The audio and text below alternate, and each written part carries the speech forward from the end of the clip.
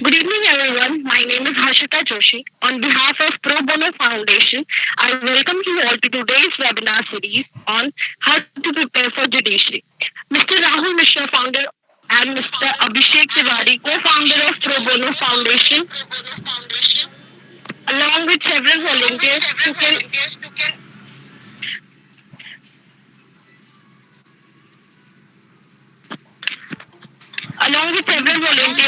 initiative. Abhishek, Please mute yourself.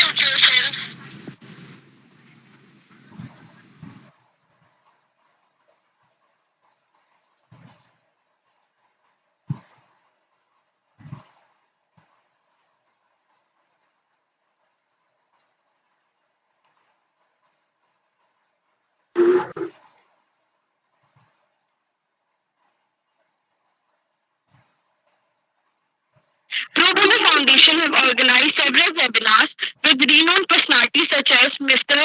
Meenakshi Lekhi, Mrs. Meenakshi Lekhi ma'am, Mr. Abhishek Mishra sir, Advocate Paras Jain sir, and the co-founder and the founder have taken initiative with several volunteers to help the migrant workers to reach their home safely.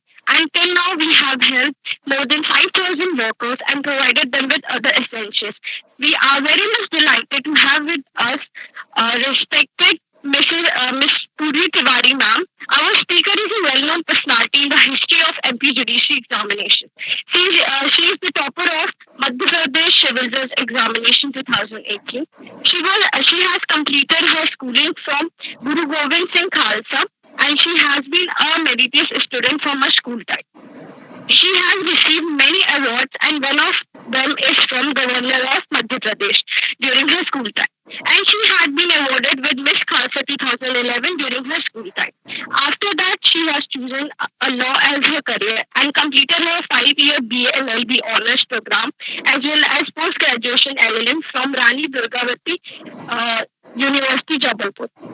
And also received gold medals in her graduation and post-graduation program.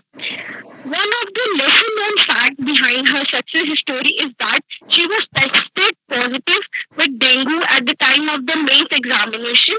Doctors are not at all ready to discharge her because of her critical condition, but despite of that, she secured first rank in her first attempt at the age of 24.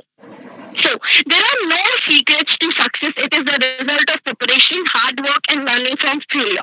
Without any further ado, I would request ma'am to enlighten us. Over to you, ma'am. Hello, everyone. Very good evening to all. So, on heavy demands and request of the participants, once again, I'm before you all for this second session, which is basically a query session.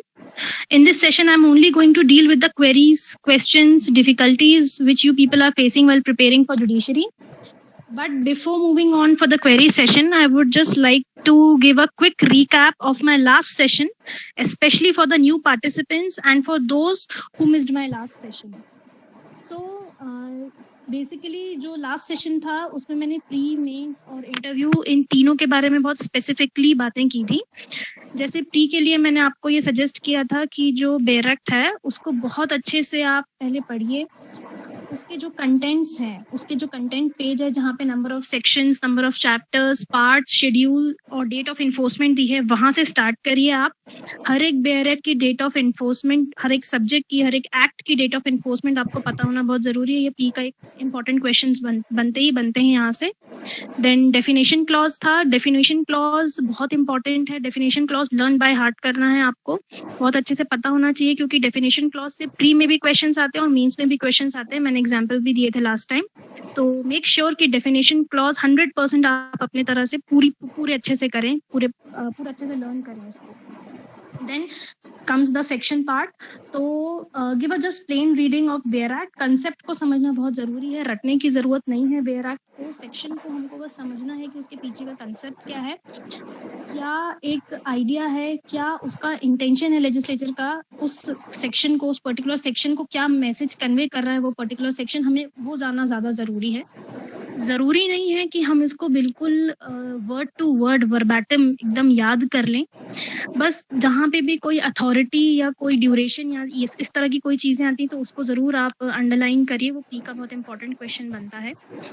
Now comes solving objective type questions. तो उसके लिए आप लोग मतलब ये objective type की books तो ले ही रहे हैं। मेनली फोकस करिएगा जो प्रीवियस ईयर्स पेपर्स आए हैं उस पर बहुत फोकस करिएगा। सिविल जज पेपर से शुरुआत कीजिएगा। सिविल जज एग्जाम्स के जो पेपर्स थे पास्ट ईयर्स के, वो वहाँ से स्टार्ट करके आप एडीजे लेवल के भी क्वेश्चंस को सॉल्व कर सकते हैं।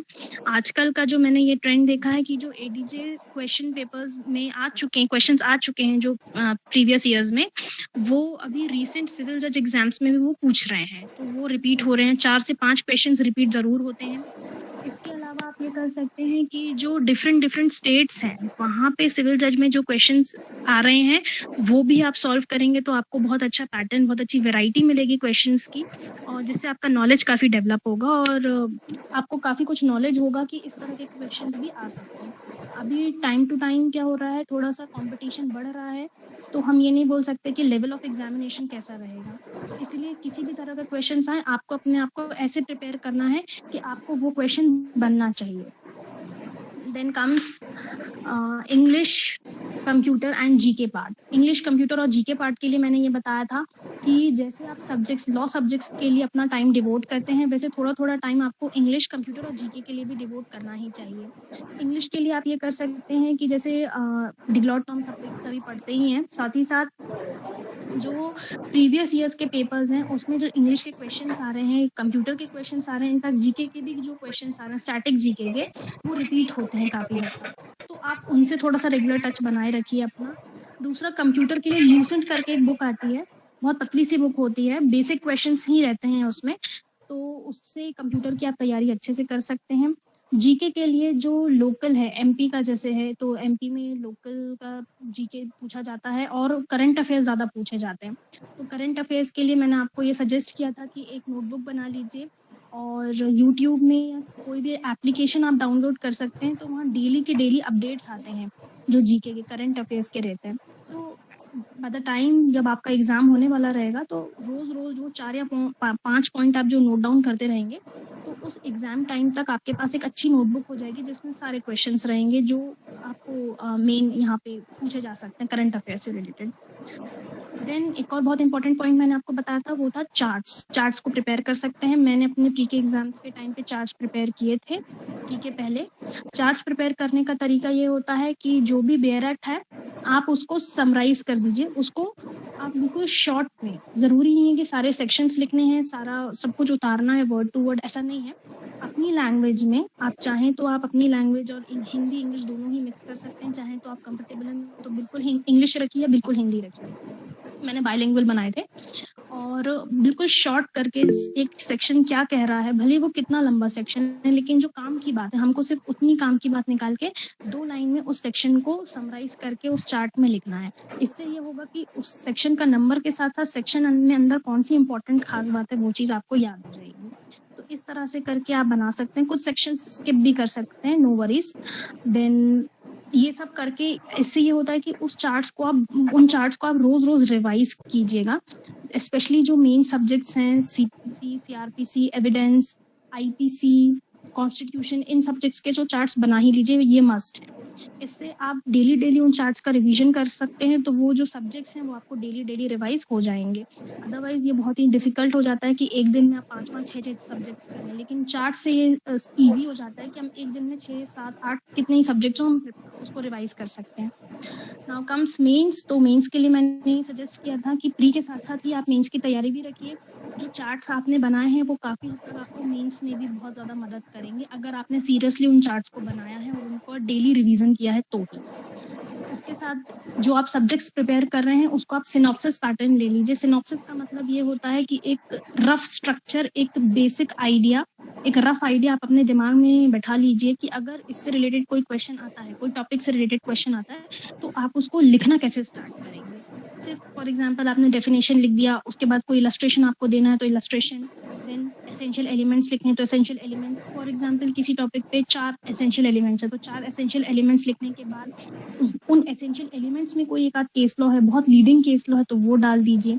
और केस लॉस के साथ फैक्ट्स डालना जरूरी नहीं होता, प्रिंसिपल लेट डाउन जो है कोर्ट ने जो बोला है वो बस जरूरी होता है उस केस लॉ में। इस तरह से कर करके एक चार्ट मतलब एक सिनॉप्सिस पैटर्न तैयार कर लीजिए कोई एक टॉपिक पे कि कैसे आंसर लिखना है। उसके सब्जेक्ट्स के बाद मैंने आपको बताया था कि judgment writing, for example judgment writing में सिविल और क्रिमिनल 2 जजमेंट्स आते हैं हमको लिखने के लिए। मार्केट में बुक्स भी अवेलेबल हैं जहाँ पे फॉर्मेट जो है या थोड़ा सा आपको वर्डिंग लैंग्वेज जो है आप उससे यूज टू नहीं होंगे तो उसको थोड़ा सा पढ़ के आप अपने आप को उसके लिए प्रिपेयर करिए कि जो जजमेंट राइटिंग का पेपर है उसको आप कैसे स्टार्ट करेंगे, कैसे इनिशिएट करेंगे, उसकी वर्डिंग्स क्या होंगी। और जजमेंट राइटिंग के लिए सबसे इम्पोर्टेंट ये है कि आप रोज एक जजमेंट लिख के देखिए। पढ़ना एक अलग बात है, लिखना एक बहुत अलग बात है। जब तक आप लिख के नहीं देखेंगे आपकी स्पीड नहीं आएगी, और स्पीड नहीं आएगी तो फिर आपका जजमेंट छूट जाएगा। दिस इज मस्ट कि रोज एक सिविल जजमेंट, एक क्रिमिनल जजमेंट, ये आप रोज प्रैक्टिस करिए। समराइजेशन के लिए बिल्कुल भी ज़रूरी नहीं है कि जो समराइजेशन का उन्होंने आपको पैरा दिया है या जो उन्होंने कंटेंट दिया है आप वही लैंग्वेज उनको उतार के दे दें। वो पूरा पढ़ लीजिए, उस समराइजेशन में जो पैरा है वो किस बारे में है, किस संबंध में बात हो रही है, उससे रिलेटेड आप चीज़ें लिख लीजिए, लेकिन उसको बहुत लेंदी मत करिए। Make it very short, hardly 8 lines, 7 lines, maximum 10 lines.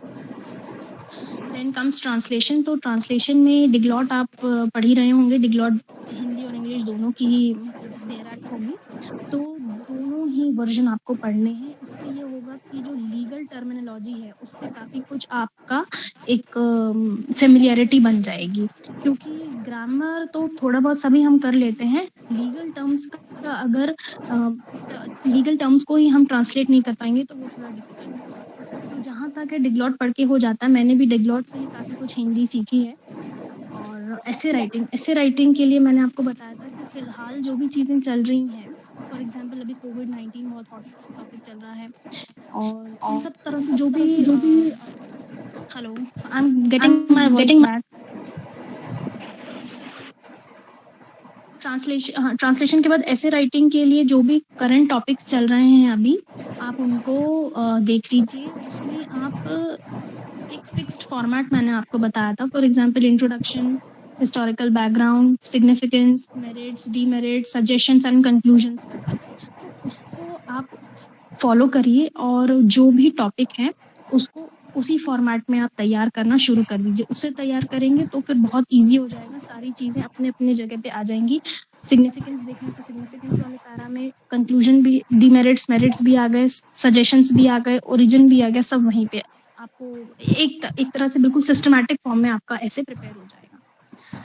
Issues और चार्जेस भी जजमेंट का ही एक पार्ट होते हैं। आपको जजमेंट अलग से लिखने आता है और इश्यूज और चार्जेस भी सेपरेटली आते हैं बनाने के लिए। इसका तरीका यही है कि आप रेगुलरली उसको पढ़ते जाइए। जब तक आप उसको पढ़ेंगे नहीं, आप उसको प्रैक्टिस जब तक अपने हाथ से नहीं करेंगे, वो थोड़ा सा डिफिकल्ट होगा। मैं बार-बार पिछली बार भी मैंने बहुत आपको इस चीज़ के लिए एम्फसाइज करके बोला था और आज भी यही बोल रही हूँ कि जजमेंट राइटिंग एक ऐसी चीज़ है कि जब तक आप हाथ से खुद लिख के नहीं देखेंगे, आपको वो नहीं बनेगी। And same thing goes with issues and charges also. Issues और चार्जेस को आप खुद से बनाइए, बार बार बनाइए। मजिस्ट्रेट ट्राइबल जितने भी चार्जेस हैं उनको बनाने की कोशिश करिए। जो बुक आती है मार्केट में वहाँ पे चार्जेस के फॉर्मेट पूरे दिए हुए हैं, लैंग्वेज पूरी दी हुई है, आप उसको बार बार प्रैक्टिस करिए। मेक श्योर कि आप उसको लिखने में करने में बहुत कम टाइम लगाएं, ज़्यादा टाइम आपको डिवोट ना करना पड़े यहाँ पे, अदरवाइज क्योंकि जजमेंट छूट जाएगा आपका। देन मेंस के लिए प्रैक्टिस करने के लिए भी मैंने ये बताया था कि आप जब बहुत श्योर हो जाएं कि आप काफ़ी कॉन्फिडेंट हैं आपके सब्जेक्ट्स में, तो फिर जो प्रीवियस ईयर्स के पेपर्स आते हैं उनको प्रैक्टिस करना स्टार्ट कीजिए। आप 3 आवर्स का अलार्म लगाइए, कभी सिविल कभी क्रिमिनल, जो आपका मन करे, किसी ईयर का भी पेपर आप लेके बैठ जाइए और उसको प्रैक्टिस करिए। उस प्रैक्टिस से आपका ये होगा कि क्वालिटी ऑफ आंसर्स तो इन्हांस होंगे ही होंगे, और साथ ही साथ आपका टाइम ड्यूरेशन, आपकी जो स्पीड है वो भी आपको पता चलेगा कि आप कहाँ पे लैकिंग है। Now comes interview. तो इंटरव्यू के लिए कुछ इतना खास मैंने सजेस्ट नहीं किया था। इंटरव्यू के लिए सिर्फ यही है कि just be confident, but don't be over confident. थोड़ा थोड़ा सा एक एटीट्यूड या एक सरकाज़म वाली चीज़ नहीं झलकनी चाहिए। Be very calm, be very polite और थोड़ा सा प्रैक्टिकल अप्रोच ज़्यादा अपनाइएगा अपने इंटरव्यू के टाइम पे, क्योंकि जो थ्योरेटिकल है वो सब चीज़ें प्री और मेंस तक आके ख़त्म हो जाती हैं। इंटरव्यू में सिर्फ एक तरह से आपका कॉन्फिडेंस चेक होता है। तो जो भी बोलिए, be very calm, be very polite and be very courteous. So I think so that's it for the previous session. May we have the queries, please?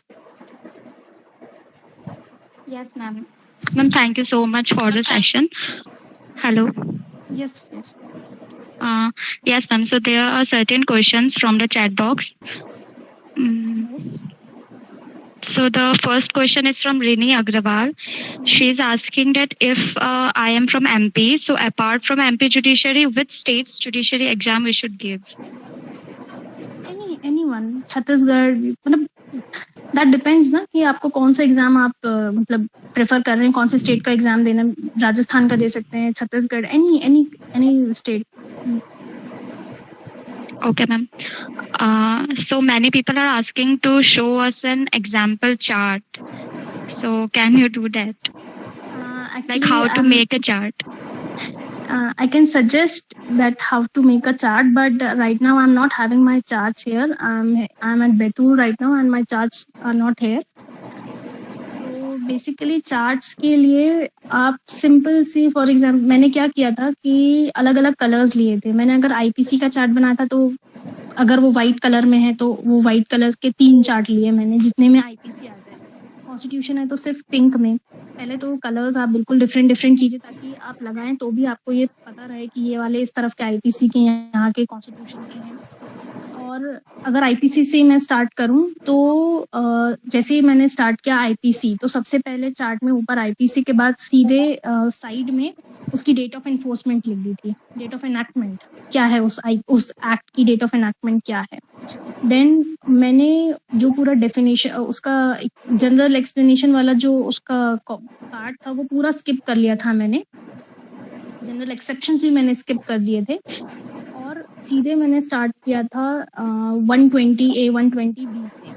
In fact 107 से स्टार्ट कर दिया था, अबेटमेंट वाले चैप्टर से स्टार्ट कर दिया था।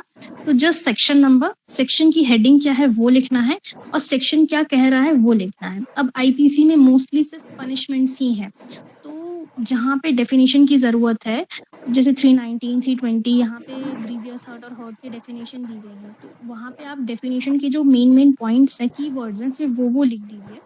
और अगर कोई सेक्शन में जो पनिशमेंट जहाँ पे लिखी है, जिस सेक्शन में पनिशमेंट लिखी है उस सेक्शन का नंबर लिख के punishment for so and so -3 years, उसमें डिफरेंट पेन्स यूज करिएगा। सेक्शन नंबर का पेन अलग रखिएगा और जो पनिशमेंट वाला पार्ट है उसका पेन अलग रखिएगा ताकि वो अलग से हाईलाइट हो। स्किप भी कर सकते हैं बीच में। ये आईपीसी तो बहुत ज्यादा सिंपल इसलिए हो जाता है क्योंकि उसमें अंदर का डिटेल इतना रहता नहीं सिवाय पनिशमेंट के। तो just sections heading and punishment, sections heading and punishment. Definition का मैं बता ही चुकी हूँ, सिर्फ कीवर्ड से डेफिनेशन को हमको लिखना है वहाँ पे। अगर कॉन्स्टिट्यूशन या किसी और तरह की बात करें तो स्टार्ट हमको वैसे ही करना है कि सबसे पहले बीच में हमने हेडिंग लिख दी या सब्जेक्ट का नाम लिख दिया और राइट साइड में date of enactment, date of enforcement उस पर्टिकुलर एक्ट की। और अगर बहुत मेन सब्जेक्ट है जैसे ये कॉन्स्टिट्यूशन हो गया, उसमें number of chapters, number of parts, schedules ये भी हैं, तो जहाँ पे डेट ऑफ एनैक्टमेंट लिखी है वहाँ पे सीध में हम लिख देंगे कि नंबर ऑफ पार्ट्स कितने हैं, parts dash so and so, schedules so and so, chapters so and so. इस तरह से हम कर सकते हैं।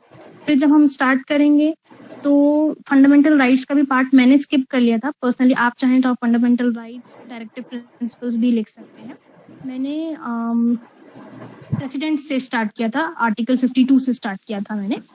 तो इस तरह से मैंने, और अगर मान लीजिए किसी तरह के एसेंशियल्स आ जाते हैं तो मैंने उसको फ्लो चार्ट बना लिया था कि क्वालिफिकेशंस आई हैं मान लीजिए किसी की, कोई अथॉरिटी की या प्रेसिडेंट की या वाइस प्रेसिडेंट की, तो मैंने उसको डैश करके 3 कॉलम्स ऐसे एरोज बनाए थे और एरोज में 3 चीजें लिख दी थी। इस तरह से क्या होता है कि बहुत शॉर्ट में, बहुत कम शब्दों में, बहुत कम स्पेस में पूरा ही आर्टिकल आ जाता है या पूरे सेक्शन की बात आ जाती है। जरूरी नहीं है कि हम हर सेक्शन को ही लिखें वहाँ पे, हमको बस मेन पॉइंट्स वहाँ पे लिखने हैं, मेन बातें वहाँ लिखनी है। कोई अथॉरिटी है तो वो लिखनी है, कोई पनिशमेंट है तो वो लिखनी है, या कोई ड्यूरेशन है तो वो लिखना है। That's it. ये बेसिकली एक याद करने का एक बहुत अच्छा तरीका है कि हमको चीजें याद कैसे हो जाएंगी, क्योंकि नंबर ऑफ आर्टिकल वहाँ पे लिखा है और उसमें क्या बातें कही गई हैं वो भी लिखी है। आपको थोड़ा सा और डिफिकल्टी हो तो ऑल्टरनेट डेज या डेली जब भी आप वो चार्ट रिवाइज करें, आप डायरेक्ट सामने रख सकते हैं कि आपने अगर कोई सेक्शन पढ़ा या कोई आर्टिकल आपने पढ़ा तो तुरंत आप उस चीज को एक और बार बेयरक को रेफर कर लें कि आपने देख लिया, कि वहां से भी आपने देख लिया चार्ट में क्या लिखा है आपने, और बेयरक से भी मिला लिया तो कोई सी चीज छूट तो नहीं गई। एक ये तरीका हो सकता है। Next please. Ma'am, Saloni Chauhan is asking that if I have any religious tattoo, will be eligible for exam or not? No, not at all. Personally मैं मना करूंगी कि ये सब चीजें ना ही करें तो अच्छा है, क्योंकि एक डिस्क्वालिफिकेशन का ग्राउंड हो सकता है। यू नेवर नो कि कौन सी चीजें उनको मतलब थोड़ा सा हिट कर जाए। Okay. Pranjal Chauhan is asking that can you please tell us how to attempt a question in mains exam in the best and complete way? See, it all depends that what question is being asked, क्योंकि you never know कि हम जो topic prepare कर रहे हैं उस topic से related वो क्या पूछ लें, क्योंकि कुछ टॉपिक्स ही इतने वास्ट होते हैं कि वहाँ पे जो एग्जामिनर है वो भी ये चीज़ जानते हैं कि अगर हम ये पूरा टॉपिक पूछ लेंगे तो उन बच्चों को टाइम ही बहुत कम पड़ जाएगा। तो टाइम भी बहुत कम रहता है, भले 8 मार्क्स के एक क्वेश्चन 8 मार्क्स का रहता है, लेकिन ज़रूरी नहीं है कि उस 8 मार्क्स में हमको पूरी चीज़ लिखनी पड़े उस टॉपिक से रिलेटेड। बहुत ही शॉर्ट में आता है, कुछ स्पेसिफिक ही चीज़ें हो सकती हैं कि वो पूछ लें। जैसे मेरे टाइम पे कॉन्स्टिट्यूशन से आता कि कॉन्स्टिट्यूशनल रेमेडीज बतानी थी, what are the constitutional remedies. तो कॉन्स्टिट्यूशनल रेमेडीज खुद में ही एक बहुत बड़ा टॉपिक हो जाता है। उसमें आर्टिकल 32 भी आते हैं, आर्टिकल 226 भी आ जाता है, आर्टिकल 136 भी आते हैं और PILs भी आती हैं। अब इन सबको एक्सप्लेन करना विथ केस लॉज, तो सबसे बेस्ट तरीका ये होता है कि जो क्वेश्चन उन्होंने पूछा है हम वहीं से स्टार्ट करें। For example, directly they have asked what are the constitutional remedies, सीधे आप लिख दीजिए कि following are the constitutional remedies, dash लगा के आप सीधे पॉइंट वाइज स्टार्ट कर दीजिए। फॉर एग्जाम्पल, आपने आर्टिकल 32 से शुरू किया तो first is article 32।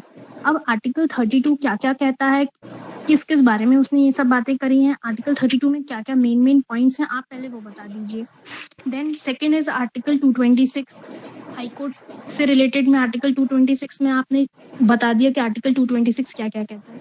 Then article 136, what I mean is don't go for introduction, then you are giving the background and essentials. No, ये सब जरूरी नहीं है। ये बहुत ही प्रिसाइसली हमको मतलब डिसाइड करना है कि उन्होंने क्वेश्चन ये पूछा है तो हम कम से कम शब्दों में एकदम क्लियर कट कैसे बोल पाए, अपनी बात कैसे कह पाए उनके सामने। तो point wise first is article 32, second was article 226, third is article 136, PIL भी आती हैं। एक हेडिंग डाल दीजिए public interest litigation. Public interest litigation में आप 2 लाइन में ये बता दीजिए कि कौन से केस से ये स्टार्ट हुआ था और कौन से जो जज थे सुप्रीम कोर्ट के, ऐसे कौन से जज थे जिनकी इनिशिएटिव पे ये सब चीजें स्टार्ट हुई थी। अब रिसेंट के केस लॉज में मैंने क्या किया था, फॉर एग्जांपल ट्रिपल तलाक, तो ट्रिपल तलाक मैंने हेडिंग डाल दी, नीचे बस केस का नाम लिखा Shayara Bano versus Union of India with citation. Next heading थी मेरी right to privacy, K S Puttaswamy versus Union of India. Then adultery को लेके जो आर्टिकल सेक्शन अपना रिपील हुआ था IPC में, तो अडल्ट्री में कौन सा केस था, जोसेफ वाला, Joseph shine versus Union of India. तो इस तरह का बस आपको हेडिंग देना, केस का नाम लिखना है, हेडिंग देना है, केस का नाम लिखना है। इससे ये चीज होती है कि वो पूरा रिलेट हो जाता है। जरूरी नहीं है कि उस केस में क्या प्रिंसिपल लेटर हुआ, फैक्ट्स क्या थे, पिटिशनर ने क्या कहा, रिस्पोंडेंट ने क्या कहा, जज ने क्या कहा, ये जरूरी नहीं है। सब बातें, मेन टॉपिक क्या है, किस टॉपिक पे वो केस है, आपने वो टॉपिक लिख दिया, केस लिख दिया, टॉपिक लिख दिया, केस लिख दिया, दैट्स इट। इससे बहुत टाइम आपका सेव हो जाता है, प्लस आपकी आंसर्स पूरा कंप्लीट हो जाते हैं क्योंकि उसमें सारी बातें आ गई, सारे केस लॉज भी आपने देखे। अब आप बताइए, कॉन्स्टिट्यूशनल रेमेडीज ही इतना बड़ा टॉपिक था, लेकिन उसको विद इन टाइम लिमिट आपको कंप्लीट भी करना है। तो इट्स अप टू यू कि उसको ज्यादा लेंदी ना बनाए। कोई भी क्वेश्चन आ जाए, आपको सिर्फ ये देखना है कि उन्होंने क्वेश्चन स्टार्ट कहाँ से किया, जहां से क्वेश्चन स्टार्ट किया, जो उन्होंने पूछा आंसर वहीं से देना स्टार्ट कर दीजिए। ज़रूरी नहीं है कि आप पूरा उसको एट लेंथ समझाएं, डेफिनेशन बताएं, फिर मीनिंग बताएं, फिर हिस्टोरिकल बताएं, फिर इंट्रोडक्शन दें, ये सब बिल्कुल ज़रूरी है। Next please.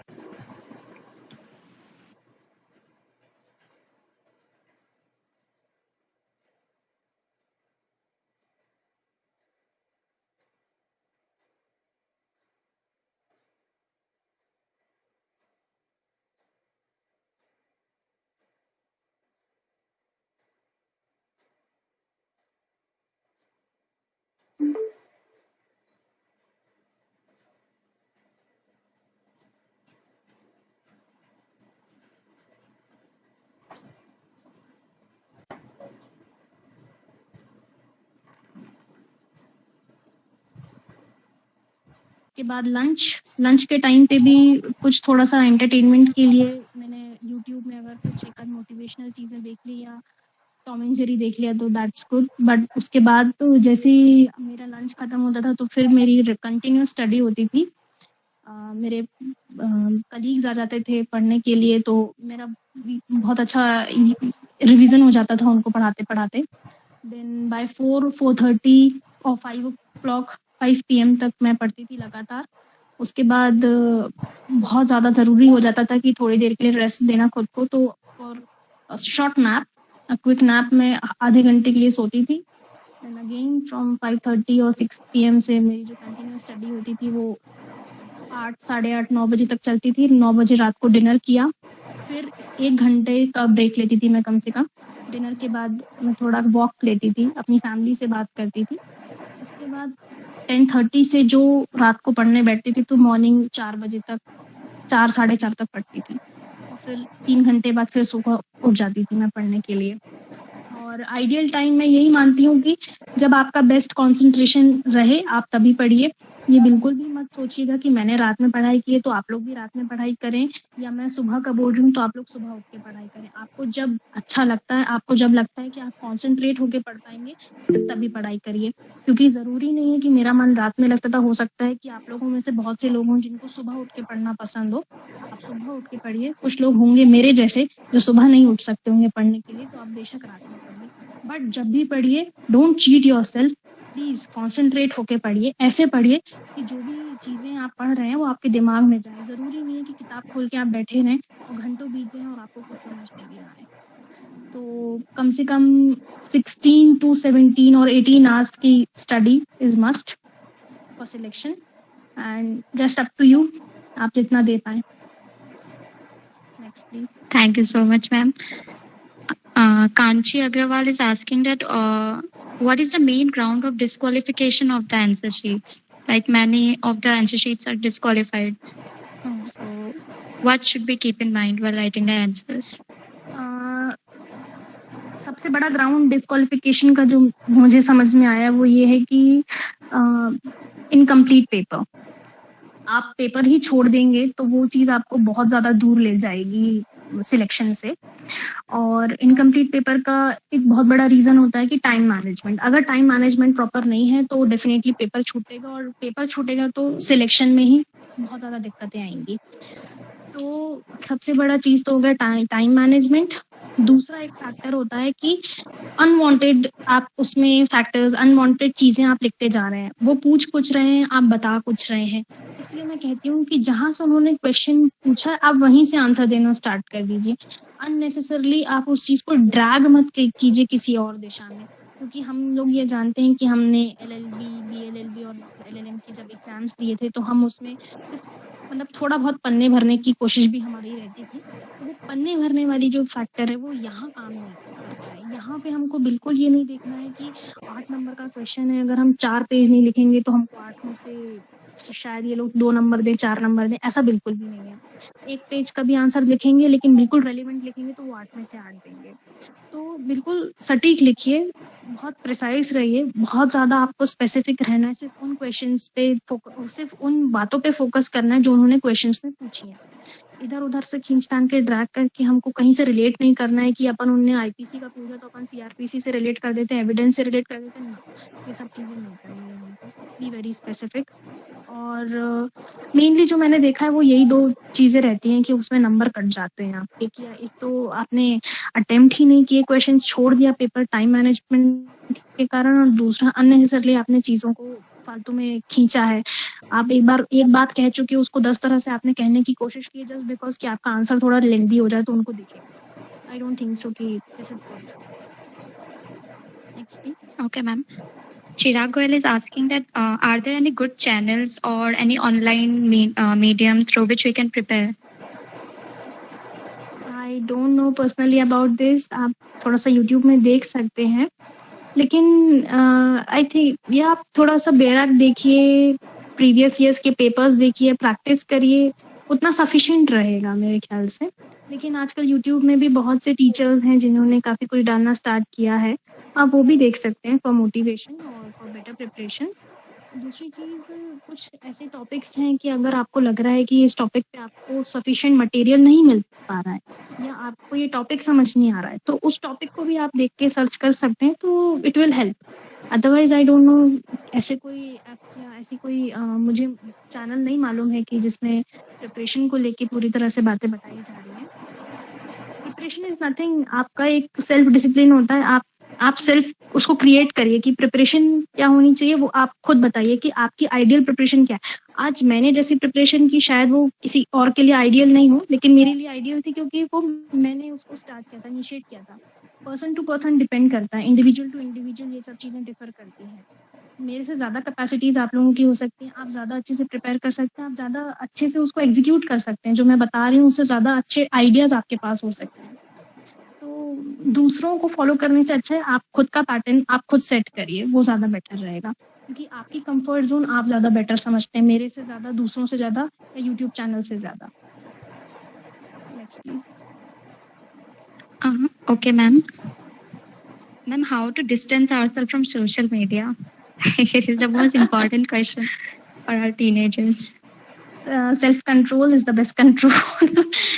मैंने जब स्टार्ट की थी प्रिपरेशन तो मैंने फेसबुक और व्हाट्सएप अनइंस्टॉल कर दिया था। अनइंस्टॉल मीन्स अनइंस्टॉल, बीच में ऐसा कभी नहीं हुआ कि मैंने वापस रीइंस्टॉल किया हो उसको। तो if you are very confident कि आपका माइंड इन सब चीज़ों से डाइवर्ट नहीं होता है तो आप रखिए उसको, लेकिन बहुत लिमिटेड टाइम के लिए रखिए। 24 आवर्स में कभी एक आध बार 15 मिनट 10 मिनट के लिए देख लीजिए। लेकिन मैंने कहा कि मैंने ऐसा सोचा था कि मैं क्यों ऐसी नौबत भी क्यों लाऊं कि मैं 10 मिनट के लिए भी उसको देखूं, क्योंकि कभी-कभी हम खुद जानते हैं कि वो 10 मिनट का 15 मिनट 20 मिनट और 1 घंटा कब हो जाता है वो हम खुद भी नहीं समझ पाते। तो इसीलिए उस चीज़ों से हम बिल्कुल ही अपने आप को दूर कर लें, कुछ खोएंगे नहीं। लास्ट टाइम भी मैंने आपको ये चीज़ बताई थी कि ऐसी कोई चीज़ नहीं है कि आपको नहीं अवेलेबल हो पाती, कि सिर्फ व्हाट्सएप के थ्रू ही आप पढ़ेंगे या व्हाट्सएप पे फोटोज़ आएंगी, फोटो इमेजेस आएंगे किसी चीज़ के, तो वो बहुत बेनिफिट कर लेंगे। मैंने 1.5 साल कोई व्हाट्सएप कोई फेसबुक नहीं चलाया, but still I secured a good position. तो ऐसा कुछ भी नहीं है, आप अनइंस्टॉल कर दीजिए। 1 साल, सवा साल, 1.5 साल, 2 साल बाद वापस रीइंस्टॉल कर लेंगे। फ्रेंड्स कहीं नहीं जाएंगे, फैमिली कहीं नहीं जाएंगी, रिलेटिव्स कहीं नहीं जाएंगे, बट ये टाइम अगर चला गया तो ये लौट आएगा। Thank you so much, ma'am. Anshika Gupta is asking, does age preference matter during the interview? Like, do they prefer elder people as compared to the younger ones? And in context of experience and maturity during interview? No, I don't think so. देखिए, let me clear you all one thing कि जो marks होते हैं, selection criteria जो होता है वो mains और इंटरव्यू दोनों के मार्क्स पे डिपेंड करता है। मेंस के मार्क्स पे ज़्यादा डिपेंड करता है। जैसे 450 मार्क्स की अगर लिस्ट बनती है तो 450 में से 400 मार्क्स मेंस के होते हैं और 50% मार्क्स इंटरव्यू के होते हैं। तो डेफिनेटली 400 का जो क्राइटेरिया है वो ज़्यादा वेटेज रखता है। तो मेंस अगर आपका बहुत अच्छा गया है तो आपको इंटरव्यू में कोई नहीं रोक सकता। अभी उन्होंने एक ये चीज़ डाल दी है, अभी रिसेंटली लास्ट बैच से, कि 20 मार्क्स उन्होंने कंपलसरी कर दिए कि अगर 20 मार्क्स आपको मिनिमम मिले हैं तो ही आप एलिजिबल हैं सिलेक्शन के लिए, भले ही आपको मेंस में कितने ही मार्क्स मिले हों। तो 20 मार्क्स का जो क्राइटेरिया है उसको फुलफिल करने के लिए just be very confident, be polite. थोड़ा बहुत तो जो प्रैक्टिकल नॉलेज है उससे आप थोड़ा सा देखते रहिए कि अगर वो आपको सजेशन, मतलब क्वेश्चन इस तरह से करते हैं कि ये गिवन फैक्ट्स हैं और ये दोनों पार्टीज हैं, एविडेंस इस तरह की आई है या डॉक्यूमेंट्स इस तरह के पेश हुए हैं, now what you will do. तो बहुत सिंपल और बहुत लॉजिकल क्वेश्चंस रहते हैं, आप ध्यान से क्वेश्चंस को सुनिए और आपको आंसर ज़रूर बन जाएगा। थोड़ा सा विजिलेंट रहने की बस ज़रूरत है इंटरव्यू में। बाकी मेरे ख्याल से मेंस बहुत ज़्यादा मायने रखता है। अगर मेंस में आपने बहुत अच्छा सिक्योर कर लिया तो आपको डरने की ज़रूरत नहीं है इंटरव्यू के लिए। Interview is just I will not से मेयर फॉर्मेलिटी, लेकिन वो एक कॉन्फिडेंस चेक करते हैं, एक पर्सनालिटी थोड़ा सा देखते हैं कि आप डर तो नहीं रहे हैं, आप घबरा तो नहीं रहे हैं। अगर वहाँ एडवोकेट आएगा आपको वो ऐसी सिचुएशन क्रिएट करेगा कि आप वहाँ डिफिकल्टी में आ जाए तो आप पैनिक तो नहीं करेंगे। इस तरह की सिचुएशंस बस वो रहती है, थोड़ा सा टेस्ट करते हैं। अदरवाइज 450 मार्क्स में से 400 मार्क्स का बहुत वेटेज है, तो उस पर ज़्यादा ध्यान दीजिए। अब जो चेकर रहेंगे एग्जामिनेशन में, जो आपकी कॉपीज इवैल्यूएट करेंगे, अब उनको तो ये मालूम नहीं रहेगा कि ये एक मैच्योर पर्सन की कॉपी है या एक यंग पर्सन की या एक फ्रेशर की कॉपी है। तो उसमें अगर आपने अच्छे मार्क्स स्कोर किए हैं तो इंटरव्यू आपके लिए ज़्यादा डिफिकल्ट रहेगा ही नहीं। Next please. Thank you, ma'am. Ma'am, can you tell us about your personal experience in your interview? Like what were the questions asked, or any practical knowledge? Okay, in my personal experience was, what should I say? It was good, but it was quite scary for me, क्योंकि मैंने first 2 questions में ही sorry बोल दिया था, मुझे नहीं बने थे वो दोनों क्वेश्चंस। तो एक ये चीज़ भी आप लोगों को बहुत फॉलो करना है, जो ये है कि आप बी ऑनेस्ट। अगर आपको कोई क्वेश्चन नहीं बन रहा है, सिंपली से सॉरी।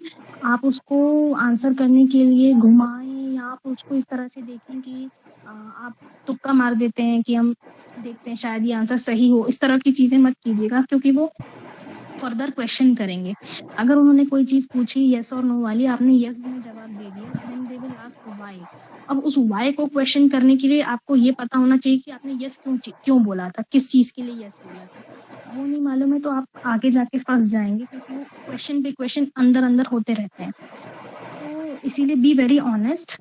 नंबर उसके लिए नहीं कटते हैं कि आपको ये पता नहीं था, नंबर इसके लिए कटते हैं कि आपको गलत पता था और आपने गलत जवाब दिया। तो गलत जवाब देने से बचना है, सॉरी बोलने से नहीं बचना है। सॉरी बोल सकते हैं आप, गलत जवाब देने से बचना है आपको। और मेरे क्वेश्चंस में उन्होंने ये क्या था, एमपी अकोमोडेशन एक्ट से रिलेटेड उन्होंने क्वेश्चन किया था कि अगर 12(1)(f) का क्वेश्चन था, बोनाफाइड नीड है लैंडलॉर्ड को और उनको अपने यहाँ 4th फ्लोर पे उनका एक टेनेंट रहता है, उससे खाली करवाना है, क्योंकि उनको अपने बेटे के लिए वो कार वॉशिंग की शॉप खोलनी है।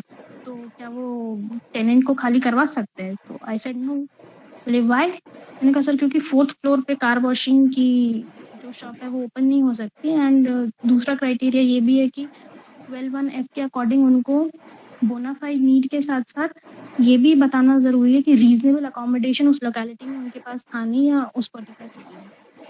दे सेड, मतलब दे डोंट यूज टू से यस और नो, वो बस सिंपली आपका आंसर सुन लेते हैं। देन नेक्स्ट क्वेश्चन वाज कि रिमांड के क्या क्या ग्राउंड्स है, कौन से ग्राउंड्स पे एक केस को रिमांड किया जा सकता है। देन कॉन्स्टिट्यूशन के आर्टिकल 310, 311 डॉक्ट्रिन ऑफ प्लेजर से रिलेटेड क्वेश्चंस किए थे। देन सीआरपीसी से रिलेटेड क्वेश्चंस थे कि अगर सेक्शन 200 में मैजिस्ट्रेट जो है वो कॉग्निजेंस लेते हैं तो क्या वो फर्दर इन्वेस्टिगेशन के लिए बोल सकते हैं कि नहीं बोल सकते हैं। और एक ट्रांसफर ऑफ प्रॉपर्टी एक्ट से रिलेटेड भी क्वेश्चन था, कुछ सेल से रिलेटेड था, लिस्ट पेंडेंट से रिलेटेड क्वेश्चन था। ये कुछ क्वेश्चंस थे। Next please. Okay ma'am, thank you so much. Ma'am अभी जैसे कि लॉकडाउन चल रहा है तो उस पे प्रिपेयर करना चाहिए कि नहीं करना चाहिए, या क्या आप टिप्स दे सकते हैं कुछ? ऑफ कोर्स ये तो बहुत बेस्ट टाइम है, यूटिलाइज करिए इस चीज़ को। भले ही अभी वैकेंसी आई नहीं है, लेकिन ऐसा तो है ही नहीं कि वैकेंसी आएगी ही नहीं, आएगी तो ज़रूर आएगी। और ये टाइम आपको दोबारा नहीं आएगा, क्योंकि एक बार अगर नॉर्मल रूटीन शुरू हुआ तो चाहे कोचिंग हो, चाहे ऑफिस हो, चाहे कोई भी चीज़ हो, तो वो अपने एक नॉर्मल रूटीन में आ जाएगा और आपको टाइम नहीं मिलेगा। अभी बहुत टाइम है हमारे पास। अभी बेस्ट यूटिलाइज आप इस तरह से कर सकते हैं कि आप चार्ट्स प्रिपेयर कर सकते हैं, चार्ट्स प्रिपेयर के साथ साथ आप सिनॉप्सिस पैटर्न बना सकते हैं, टॉपिक वाइज टॉपिक आप उसको प्रिपेयर कर सकते हैं। प्लस जब मैं प्रिपरेशन करती थी तो सीआरपीसी एक ऐसा सब्जेक्ट था कि वो थोड़ा सा टिपिकल होता है। सीआरपीसी टेक्निकल सब्जेक्ट है, थोड़ा सा हम भूल जाते हैं सीआरपीसी को पढ़ते पढ़ते।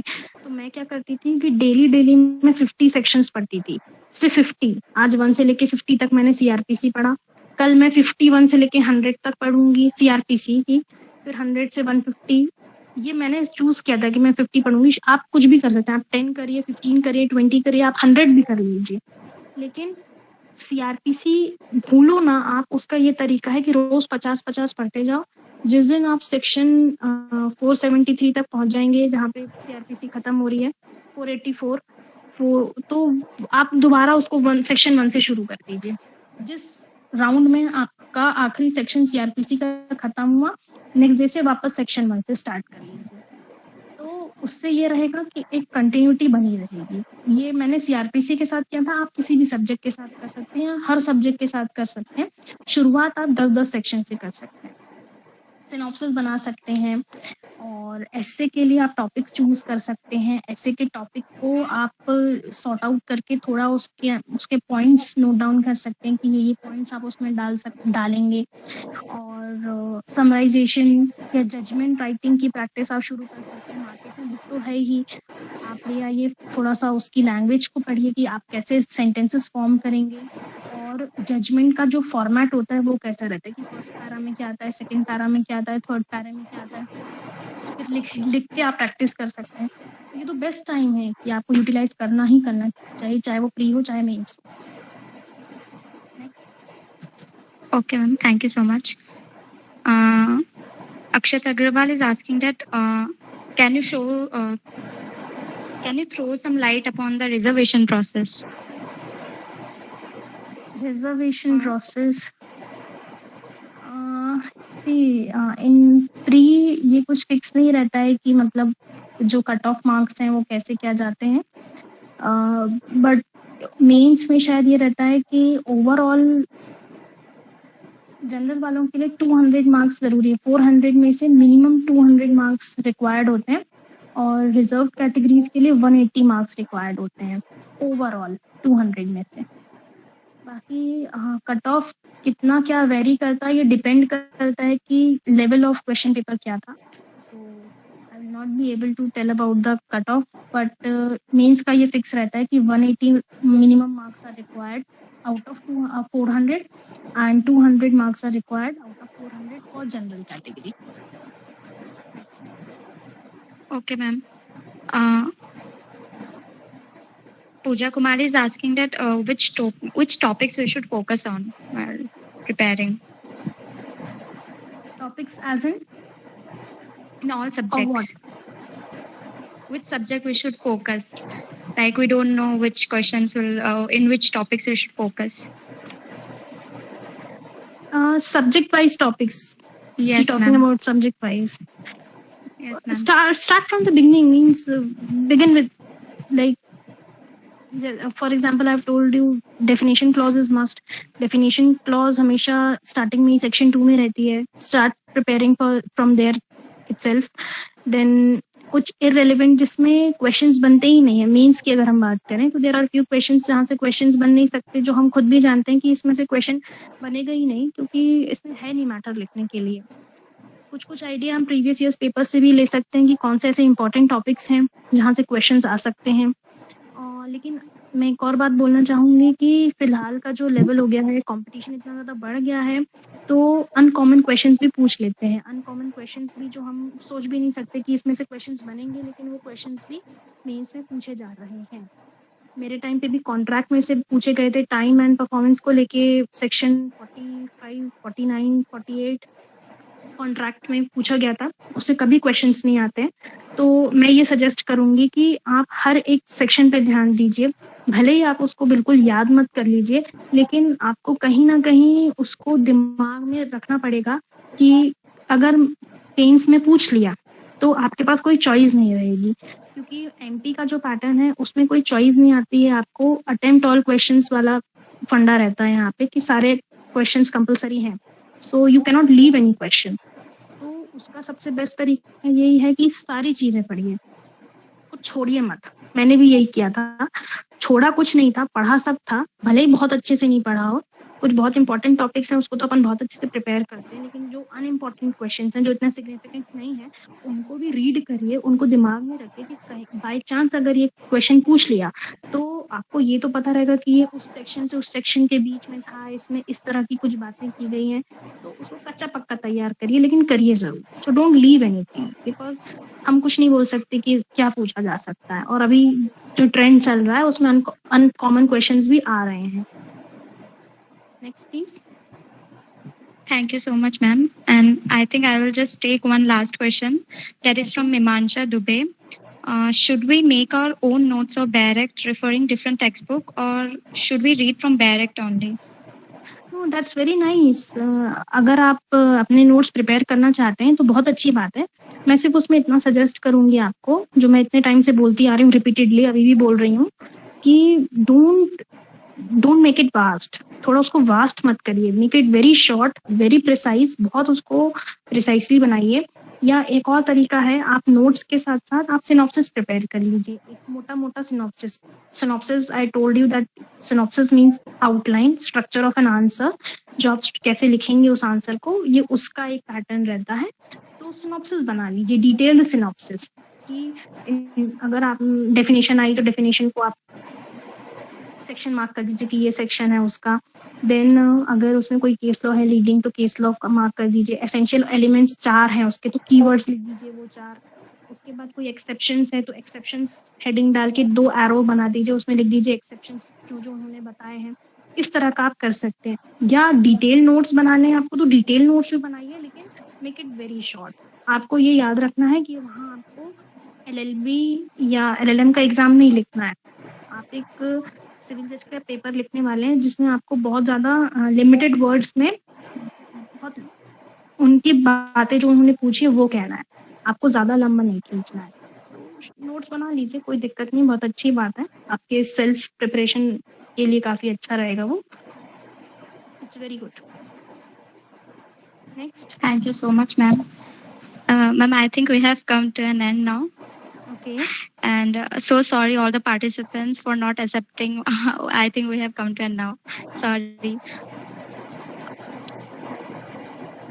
Ma'am, thank you so much for gracing the event. Thank you for sparing time from your busy schedule. Your insightful session was full of wisdom and information. Hope all the participants will be able to extract best results from the tip given by you, ma'am. A special mention to our founder Rahul Mishra and Abhishek Tiwari for being the catalyst that stimulated us to do our best and standing as the pillars of strength. And thank you so much to all the participants for joining us. And at last, thank you so much, ma'am, for that. Thank you so much. Okay, thank you. All the best. Thank you so much, ma'am.